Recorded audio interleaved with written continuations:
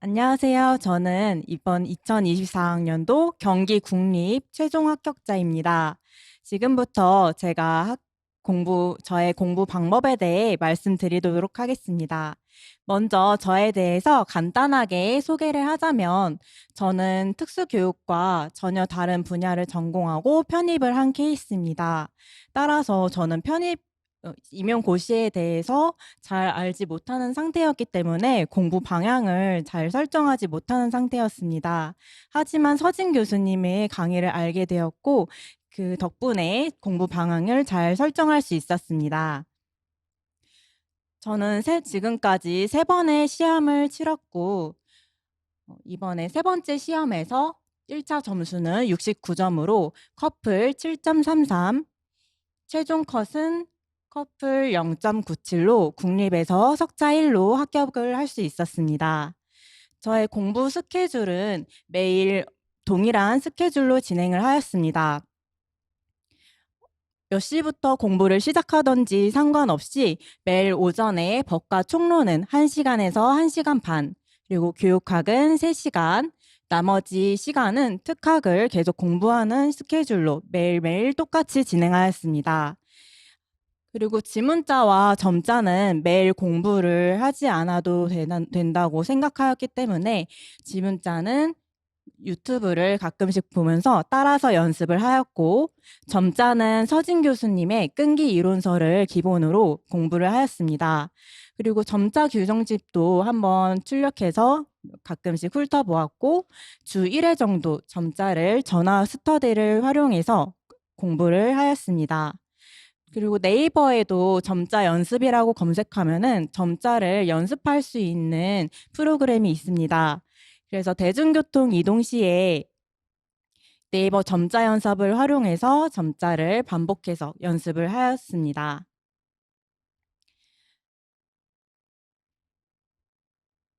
지금부터 저의 1차 공부 방법과 공부 마인드에 대해서 말씀드리겠습니다. 저는 공부를 시작하면서 처음에 저의 마음가짐을 2가지 설정하였습니다.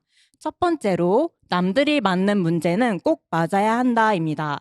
그리고 두 번째는 양보다 질 높은 공부를 하도록 하겠다라고 마음가짐을 가지고 시작하였습니다.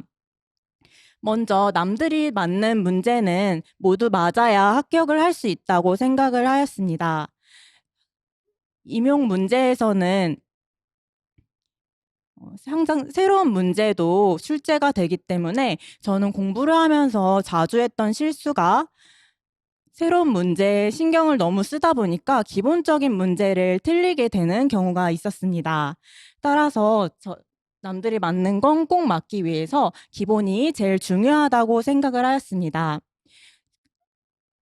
고득점을 위해서는 물론 지엽적인 부분까지도 본다면 좋겠지만 무엇보다도 서진 교수님의 이론서에 있는 내용을 모두 정독해야 한다고 생각했습니다. 따라서 이론서의 모든 내용은 꼼꼼히 정독하도록 하였고 지엽적인 부분을 보더라도 그 부분에 너무 많은 시간을 쏟거나 스트레스를 받지 않도록 해야 한다고 생각했습니다. 따라서 지엽적인 부분을 보겠다면 기본적인 부분부터 먼저 충분히 다진 후에 지엽적인 부분을 신경 써야 한다고 생각합니다. 두 번째로는 법과 총론, 점자는 절대로 틀리지 않아야 한다고 생각합니다. 특학 이론에서는 어떤 부분에서 출제가 될지 예상할 수 없습니다. 하지만 법과 총론, 점자는 정해진 부분에서 출제가 되기 때문에 이 부분은 반드시 암기를 해야 하고 틀리지 않아야 합격을 할 수 있다고 생각합니다. 그리고 마지막으로 실수하지 않기라고 생각을 하였습니다. 제가 초수 때 실제 시험에서 충분히 풀 수 있는 문제임에도 불구하고 몇 가지 문제를 실수를 했기 때문에 탈락을 하게 되었습니다. 따라서 이러한 경험을 바탕으로 앞으로는 절대 실수를 하면 안 되겠다는 생각을 가지고 공부를 하게 되었습니다. 그리고 양보다 질을 질 높은 공부를 해야 한다고 생각을 하였는데요. 저는 매해 대부분 상반기에 일을 병행하였습니다. 저는 편입 전에 하던 일을 공부를 하면서도 상반기에 병행을 했기 때문에 하반기에 집중적으로 공부를 하였습니다. 따라서 남들보다는 공부할 시간이 부족했다고 생각을 했기 때문에 양보다는 질 높은 공부를 해야겠다고 생각을 하였습니다. 따라서 이러한 제가 생각했던 질 높은 공부 방법에 대해서 말씀드리겠습니다. 이것은 저에게 맞는 공부 방법이고 저의 개인적인 생각이기 때문에 자신에게 맞는 공부법을 적용해서 하시길 바라겠습니다. 이것은 참고 사항으로 봐주세요. 저는 첫 번째로 컨디션을 중요하게 생각했습니다. 잠을 줄이고 공부를 많이 하시는 선생님들도 계시지만 저는 잠이 부족하면은 몸도 아프고 머리에 공부 내용이 들어오지 않았기 때문에 잠자는 것을 중요하게 생각했습니다. 따라서 항상 7시간 이상 수면을 충분히 취하고 공부를 하려고 노력하였습니다. 두 번째로 열품타 어플을 사용하였습니다. 열품타 어플을 사용하지 않고 공부를 해본 적이 있는데요. 공부를 많이 했다고 느껴졌지만 실제로 공부 시간을 측정해 보면 얼마 되지 않았던 경험이 있습니다. 따라서 저는 항상 열품타 어플로 공부 시간을 기록하였고 공부 시간에 목표를 정해두고 하였습니다. 예를 들어서 일주일 동안 몇 시간 이상 공부를 하겠다. 그리고 10월부터는 10시간 이상씩 공부하겠다. 이런 식으로 공부 목표를 정해두고 목표를 목표를 달성하려고 노력하였습니다. 저의 보통 열품타로 측정했을 때 평균 보통 공부 시간은 6시간에서 11시간 정도 공부하였습니다. 세 번째로는 확실하게 이해하고 넘어가기입니다. 이해가 기반이 되어야 암기도 잘 되고 새롭고 다양한 문제에 적용을 할 수 있다고 생각합니다. 제가 초수 때와 삼수 때의 가장 큰 차이점은 이해도라고 생각합니다. 저는 해가 갈수록 이해도도 더욱 높아졌고 그에 따라 점수도 점점 상승하였습니다. 그리고 초수 때인 2020년도에는 문제가 쉽게 출제되었지만 저의 이해도와 노력이 부족했기 때문에 1차 탈락을 했다고 생각이 들었습니다. 네 번째로 기출 분석을 할 때는 한 번 할 때 꼼꼼히 해야 한다는 것입니다. 합격자 분들을 보면 기출 문제를 7번씩 풀었다는 분들도 많이 보았습니다. 하지만 저는 그렇게 기출 문제를 많이 풀 수 있는 시간이 없었기 때문에 한 번 문제를 풀 때 꼼꼼히 해야겠다고 생각을 하였습니다. 따라서 기출 문제를 보면 지문 중에 중요한 내용들이 있습니다. 한번 출제가 되었던 지문 내용이 다음 시험에서 출제되는 문제들이 있기 때문에 모든 지문들과 보기 문제들을 꼼꼼히 암기하도록 하였습니다. 그리고 이러한 중요한 지문들을 암기하고 이론서에 그대로 옮겨 적는 과정을 하였습니다. 그리고 기출 지문을 보면 지문 중에 답이 될 수 있는 힌트가 나와 있다고 생각을 했습니다.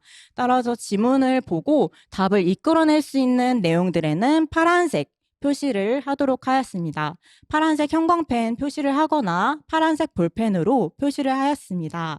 이러한 형광펜 색깔과 관련된 내용은 이후에 다시 말씀드리도록 하겠습니다. 다섯 번째로 모의고사는 무조건 직강으로 들었습니다. 저는 학원과의 이동 거리가 1시간 반에서 2시간 정도로 오래 걸렸지만 모의고사는 직강으로 듣는 장점이 더욱 크다고 생각했습니다. 따라서 3년 동안 모의고사는 무조건 직강으로 들었고요. 모의고사를 직강으로 듣는다면 실제 시험을 보는 것과 같은 현장감을 느낄 수가 있었습니다. 제한 시간 안에 모든 문제를 풀어야 하기 때문에 시간 관리하는 연습을 할 수가 있었고 그리고 답안을 작성하는 연습을 할 수가 있었습니다. 그리고 실제 시험장에서도 긴장을 덜 하게 된다는 장점이 있었습니다. 여섯 번째로 스터디는 자신의 성향에 따라 선택을 해야 한다고 생각합니다. 스터디를 할지 말지 고민하는 선생님들이 많이 계신 것을 보았습니다. 저는 처음에 대학 생활을 하면서 하면서 저의 개인 공부 시간이 부족했던 경험이 있었기 때문에 처음에는 스터디에 대해서 부정적인 생각을 가지고 있었습니다. 하지만 공부를 하다 보니 스터디가 필요한 순간들이 있었습니다. 저는 스스로 공부가 잘 되지 않아서 강제성 부여가 필요할 때, 그리고 암기한 내용 점검이 필요할 때 스터디를 진행하였습니다. 특학은 스터디를 따로 구하진 않았고 같이 공부하는 친구가 있었기 때문에 가끔씩 만나서 같이 공부를 하며 문제를 풀거나 암기한 내용을 점검하곤 했습니다. 그리고 전화 스터디를 통해서 서로 문제에 대해서 질문하고 인출하는 활동들을 가끔씩 했습니다. 일곱 번째로 기본이론서 단권화입니다. 저는 여러 강사님들의 이론서를 구입해서 보았지만 서진 교수님의 교재가 개인적으로 가장 구조화가 잘 되어 있기 때문에 한눈에 잘 들어왔습니다. 따라서 저는 서진 교수님의 끈기 이론서를 활용하여 단권화를 하였습니다. 공부 순서는 서진 교수님의 연간 강의 계획, 흐름 순서대로 공부를 하였고 이에 맞추어 공부하며 단권화하는 작업을 하였습니다. 단권화 방법에 대해 말씀드리겠습니다. 첫 번째로 기본 이론 강의를 들은 후에는 복습을 필수적으로 진행해야 합니다. 기본 이론서를 공부할 때에는 서진 교수님 교재 앞부분에 도식화가 나와 있는데요. 이러한 도식화를 따라 그리면서 암기하며 이론서를 정독하였습니다. 그리고 중요한 내용들은 연필로 표시하거나 빨간 펜으로 표시를 하였습니다. 그리고 두 번째로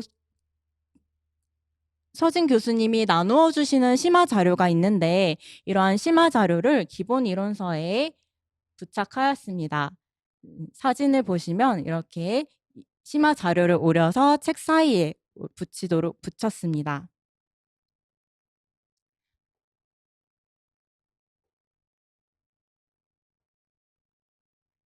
그 후에는 기출 분석을 하면서 기출과 관련된 내용을 이론서에 모두 표시를 하였습니다. 기출 문제집에는 문제에서의 사진과 같이 이렇게 문제에서 키워드가 되는 문구를 분홍색 형광펜으로 표시를 하였습니다. 이렇게 출제됐던 내용들은 또다시 출제가 될 수 있기 때문에 문제에서 주요 키워드를 분홍색 형광펜으로 표시해 두었고 이렇게 지문에서 답안을 예측할 수 있는 문구들은 파란색 형광펜으로 표시를 하였습니다. 그리고 이러한 내용을 기본 이론서에도 표시를 하였는데요. 이론서에서도 또다시 기출문제로 출제될 수 있는 문장들이 있습니다. 이러한 문장에도 분홍색 형광펜을 표시하였고 기출 답으로 작성할 수 있는 문장들도 있는데 그러한 부분들은 연한 노란색 형광펜으로 표시를 하였습니다. 그리고 기출 지문이나 보기에서 언급된 내용들은 이렇게 주황색으로 표시를 하였습니다. 기출 지문도 제가 아까 말씀드렸듯이 암기를 해야 한다고 말씀드렸는데요. 이렇게 주황색 형광펜으로 표시를 해두고 이 부분을 반드시 암기하도록 하였습니다. 또한 이렇게 다이소에서 파는 스티커가 있는데 이러한 스티커를 활용해서 저는 색상을 저만의 기준을 정해두었습니다. 유아 기출 문제는 노란색 스티커, 그리고 초등 기출 문제는 초록색, 중등 기출 문제는 빨간색 스티커를 붙여주고 어떤 연도에 출제가 되었는지 이렇게 스티커 안에 적어두었습니다. 이렇게 스티커로 표시를 해두면 초등, 중등, 유아 어디서 가장 많이 출제가 되었고 어떤 부분이 가장 많이 출제가 되었는지 한눈에 볼 수 있기 때문에 이렇게 스티커를 붙이는 작업도 하였습니다. 다음으로 기출 변형 문제를 풀고 나서 기출 변형 문제도 이론서에 옮겨졌고 관련 내용은 보라색 형광펜으로 표시를 하였습니다. 모의고사 문제 또한 이론서에 모두 옮겨졌고 똑같이 보라색 형광펜으로 이렇게 보라색으로 표시를 해두었습니다. 좀 복잡한데 제가 이런 자료는 다시 다음 카페에 올려둘 테니까 거기서 확인해 주세요. 그리고 이렇게 단권화된 이론서를 저는 시험 전날까지 계속 매일매일 반복하였습니다. 반복하면서 저는 중요한 키워드, 꼭 써야 하는 중요한 키워드는 진한 형광펜으로 한 번 더 표시를 해두었고요. 그리고 이렇게 암기를 한다 하더라도 자주 틀리거나 잘 안 외워지는 문제들이 있었습니다. 이러한 문제들은 노트에 따로 적어두고 대중교통 이동 시에 확인하거나 그리고 시험 당일 시험장에서도 이 노트를 틈틈이 보도록 하였습니다. 지금까지는 특학 공부 방법이었고요. 다음으로 교육학 공부 방법에 대해서 말씀드리겠습니다. 저는 교육학은 강의는 보지 않았고 주로 교재를 반복해서 암기하여 공부하였습니다.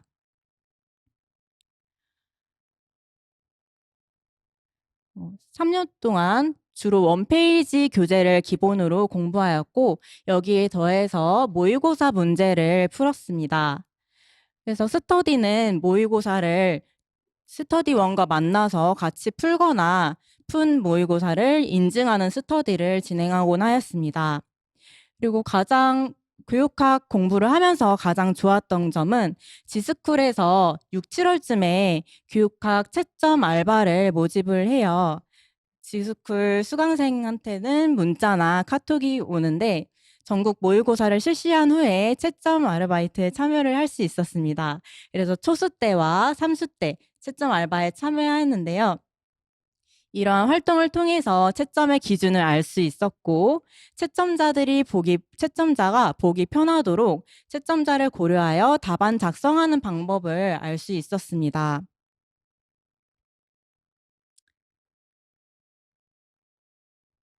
마지막으로 2차 준비에 대해서 말씀드리겠습니다.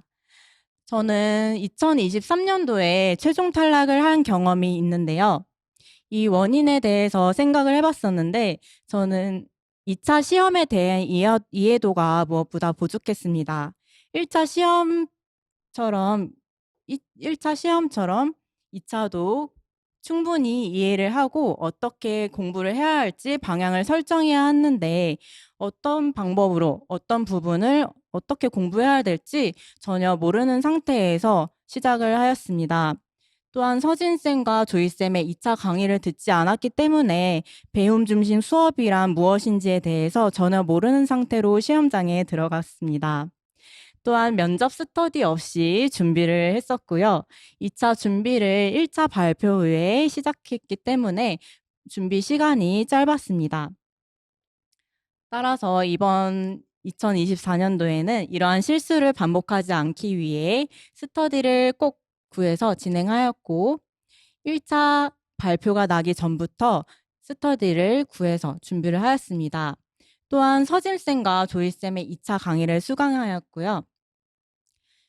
먼저 1차 발표 전에는 주 5회 스터디를 진행하였습니다. 월수금에는 수업 실현, 나눔, 면접 인풋 스터디를 진행하였고 화목은 면접 아웃풋 스터디를 진행하였습니다. 사이다 면접과 끈기 임용 2차 교재를 활용하여 준비를 하였습니다. 1차 발표 전에는 끈기 임용 2차 교재 기출문제로 수업 실현과 나눔을 연습하였고요. 다음으로 1차 합격 후에는 주 4회 스터디를 진행하였습니다. 이때도 똑같이 서진쌤과 조이쌤의 교재를 활용하여 연습 문제를 다양하게 풀어보았습니다. 연습 문제로 수업 실현과 나눔을 계속 연습을 해왔고요. 서진쌤과 조이쌤의 2차 피드백을 통해서 저의 수업에서 좋은 점과 아쉬운 부분에 대해 보완할 수 있었습니다. 이렇게 서진쌤과 조이쌤의 이차 강의와 교재를 통해서 저는 배움 중심 수업에 대해 이해도를 높일 수 있었고요. 그리고 교재에서 우수 답변들과 스크립트를 활용해서 저의 수업에 녹여낼 수 있었습니다. 또한 질 높은 피드백을 통해서 저의 수업과 나눔, 면접을 더욱 보완할 수 있는 기회가 되었습니다. 음. 이상으로 지금까지 저의 공부 방법에 대해 말씀드렸습니다. 이 자료들은 다음 특훈 카페와 서진 특수교육 카페에 업로드할 예정이고요. 지금까지 제 이야기를 들어주셔서 감사합니다.